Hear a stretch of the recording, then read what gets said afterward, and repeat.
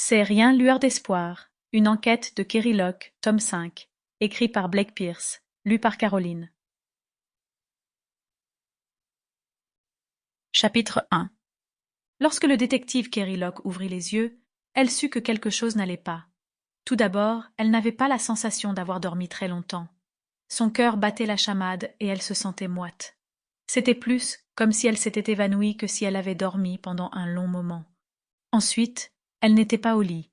Au lieu de cela, elle était étendue sur le dos sur le canapé du salon de son appartement, et le détective Ray Sands, son partenaire, et depuis peu, son petit ami, était penché au-dessus d'elle, l'air inquiet.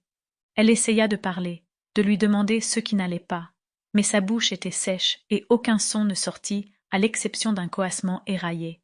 Elle ne parvenait pas à se rappeler comment elle était arrivée là, ou ce qui s'était passé avant qu'elle ne perde connaissance.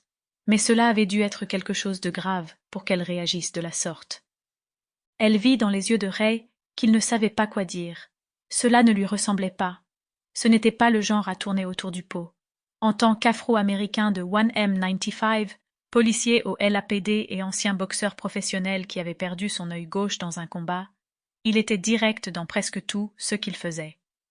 Kerry essaya de pousser sur ses bras pour se redresser, mais Ray l'arrêta, posa doucement une main sur son épaule et secoua la tête. « Prends un peu de temps. Tu as l'air encore un peu fragile. »« Je me suis évanouie combien de temps ?» croassa Kerry. « Pas tout à fait 1 minute. » Pourquoi je me suis évanouie? Les yeux de Ray s'agrandirent. Il ouvrit la bouche pour répondre, mais s'arrêta, clairement confus. « Qu'est-ce qu'il y a? Tu ne te souviens pas? » demanda-t-il, incrédule. Kerry secoua la tête. Elle crut entendre un bourdonnement dans ses oreilles, mais elle réalisa ensuite qu'il s'agissait d'une autre voix. Elle jeta un coup d'œil sur la table basse et y vit son téléphone. Il était allumé et quelqu'un parlait. « Qui est au téléphone? »« Oh, tu l'as laissé tomber quand tu t'es évanouie, et je l'ai posé là le temps que je te réanime. »« Qui est-ce » redemanda Kerry qui avait remarqué qu'il avait évité sa question. « C'est Suzanne, » dit-il à contre-cœur. « Suzanne Granger. » Suzanne Granger était une prostituée de 15 ans que Kerry avait sauvée de son proxénète l'année dernière et qu'il avait fait placer dans une maison d'accueil pour filles. Depuis, elles étaient devenues proches. Kerry jouait en quelque sorte le rôle de mentor pour la jeune fille blessée, mais pleine d'entrain.